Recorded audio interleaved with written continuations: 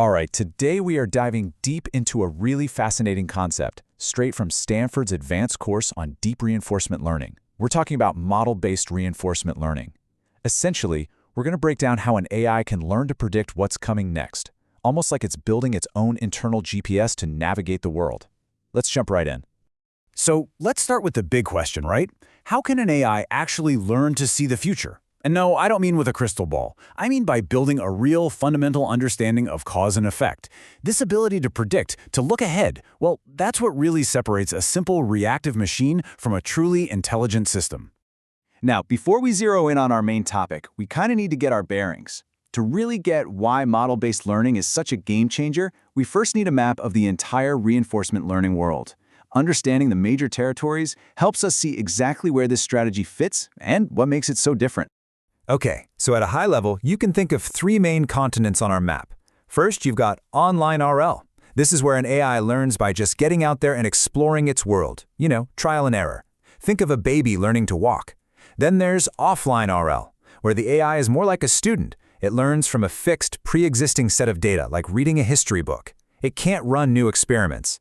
And finally, you have imitation learning, which is pretty much what it sounds like, learning by watching an expert. All of these are important, but the path we're taking today is something that can make any of them way smarter. And that brings us to the main event, model-based reinforcement learning, or MBRL for short. This isn't just another spot on the map. It's like a fundamental upgrade to your vehicle. It's about giving our AI a superpower, the power of foresight. It's like having a GPS that not only tells you the route, but predicts traffic an hour before it even starts. So what is this thing really? Well, the core idea is that the AI's first job isn't to figure out what to do. Its first job is to understand how its world works. It learns a model, basically its own personal simulator or physics engine. This means before it ever takes a single step in the real world, it can run millions of little experiments inside its own head to see what might happen. And this is where the paths just completely split. You see, model-free RL is all about learning by doing. It's pure trial and error. The AI literally has to touch the hot stove to learn that it's a bad idea. But model-based RL, that's learning by imagining. It can simulate touching the stove in its internal world, predict the awful outcome, and learn the lesson without ever getting burned. And that ability to learn from imagination is why it can be so much more data efficient. Okay, but this brings up a huge, critical question. The AI's power to imagine is only as good as its imagination, right? So what happens if its internal map of the future is just wrong? What if its little simulator doesn't quite match up with reality? And that is the biggest challenge for sure. The first major pitfall is what the Stanford folks call model bias. Basically, its physics engine is buggy. You've probably seen this in some of those weird AI videos where a robot does something that defies logic, like pulling an object out of thin air. That's a sign of a flawed model. Second, there are gaps in the map. If your self-driving car AI has only ever seen sunny days, its model is going to be totally lost the first time it sees snow. And finally, you have compounding errors. Even a tiny little mistake in a prediction can get bigger and bigger over time, snowballing until the imagined future looks nothing like the real one. So let's assume for a second that we have a pretty decent model. How does the AI actually use it to decide what to do next? Well, it uses a process called planning. You can think of it just like a chess grandmaster, who's not just reacting to the last move, but is thinking 10 moves ahead, playing out entire games in their mind to find the one that leads to checkmate. The planning loop itself is actually quite elegant. First, the AI just brainstorms. It samples thousands of different plans. What if I go left, then right? What if I do this, then that? Next, it evaluates every single one of those imagined futures inside its simulator to see which one gets the best score. Third, it selects the winner, the most promising plan. And here's the crucial part. It only executes the very first step of that plan in the real world. Then it looks around, sees what happened, and starts the entire process over again from its new spot.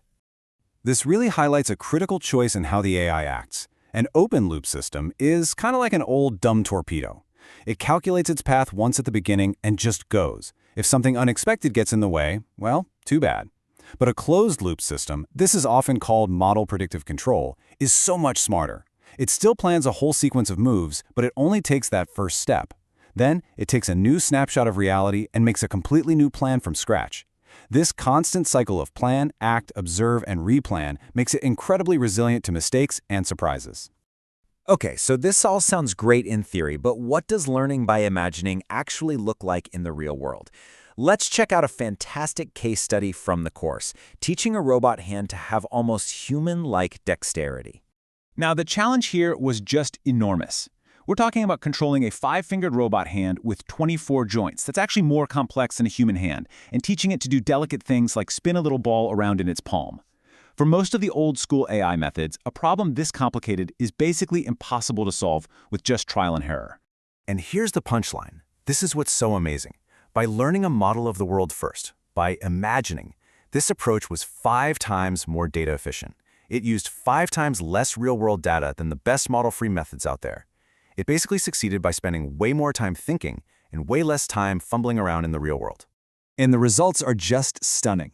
The system got to a 100% success rate on a really tricky task after only 4 hours of collecting data from the real world.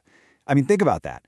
When you're working with expensive, fragile robots that can break easily, you really want to minimize that physical interaction. That's the real power of having a good imagination. But as amazing as this all sounds, this approach isn't a silver bullet. It's not the answer to everything. There's some really important trade-offs to consider. So let's wrap this up with a quick traveler's guide to the pros and cons of taking the model-based path. So on the plus side, you get that incredible data efficiency we just saw with the robot hand. You also get something really cool, task flexibility.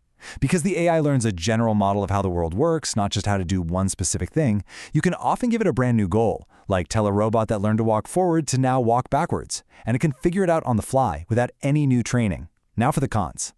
All of that thinking and planning takes a ton of computer power. And most importantly, the system is only ever as good as its model. A bad, inaccurate model will always lead to bad plans. And that leaves us with one final, pretty mind-bending thought to chew on.